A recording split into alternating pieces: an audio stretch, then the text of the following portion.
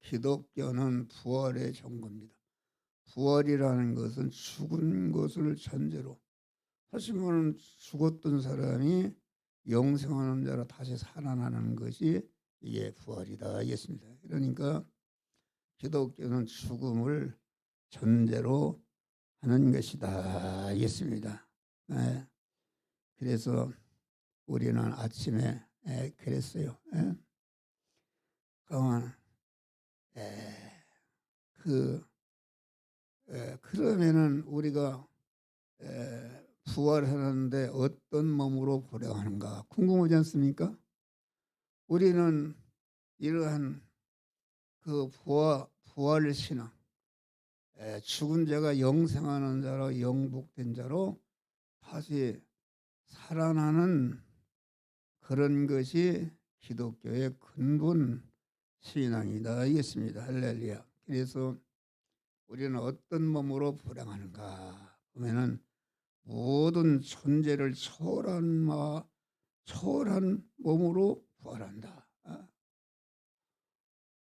예수님의 부활은 우리 성도들이 할 부활의 표본이 되신 분이시다 그런 말이에요.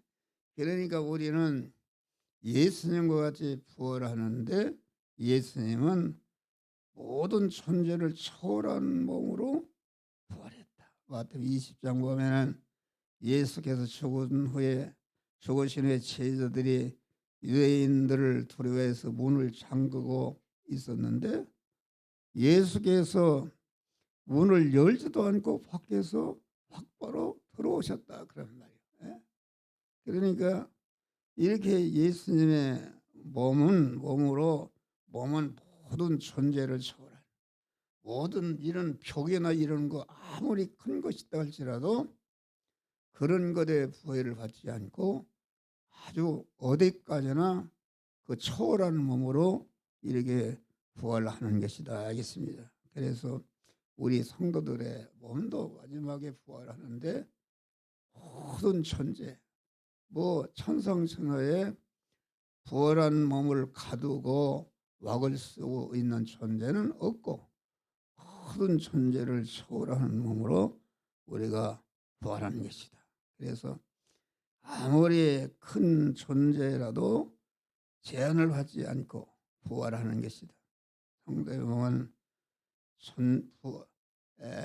성도의 몸은 부활의 몸은 존재가 아무리 크고 강하고 높고 깊고 단단해도 상관없이 조금씩도 그것에 제한을 받지 않는 초월한 몸으로 부활한다. 또 다음에 예수님의 본 살과 피를 초월한 몸으로 부활하는 것입니다.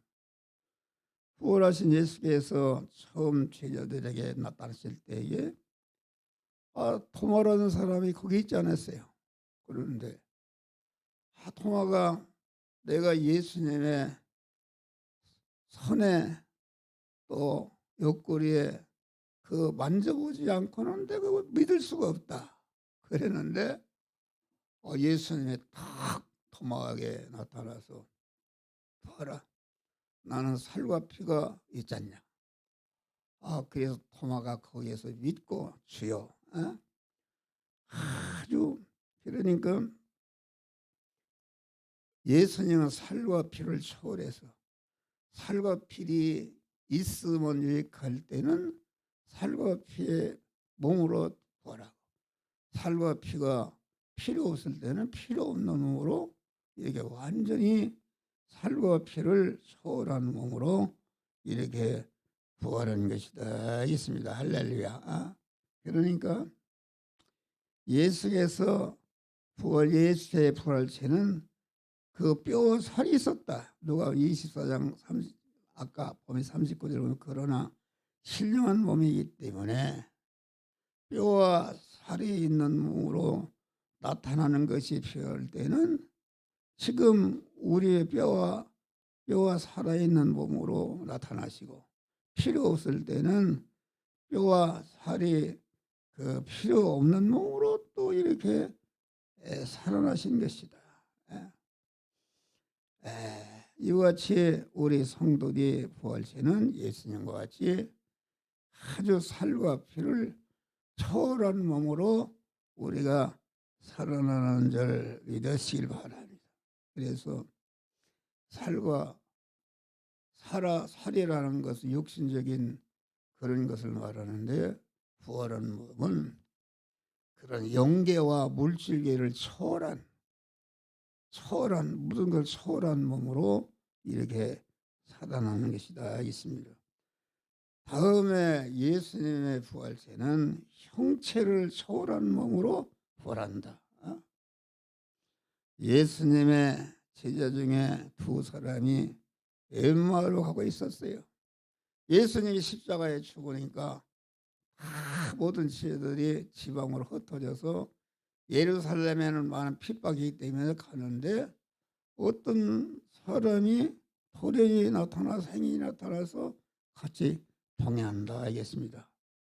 그런데 그분이 음식을 잡수시고 떡을 떼서 축사하시고 저에게 주시면서 저희가 눈이 밝아져서 부활하신 예수님인 것을 발견했다. 그러니까 예수님의 부활체는 모든 그런 형체를 초월하는 몸으로 부활하는 것이다. 형체가 필요할 때는 형체를 입은 몸으로 다가가고, 형체가 없을 때는 형체가 없는 몸으로 이렇게 완전히 그만 모든 걸 초월한 이러한 부활의 주님이신 줄 믿으시길 바랍니다. 할렐루야.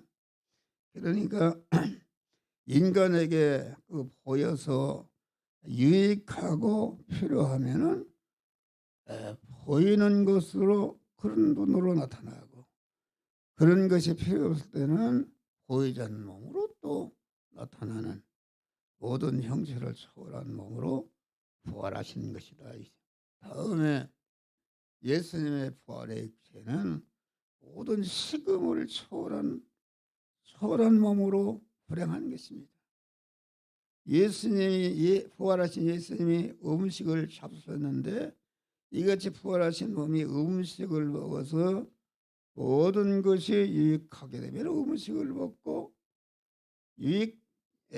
음식을 먹고 유익이 안 되면 먹지 아니하시는 식음을 초월한 몸으로 부활하신 것이다.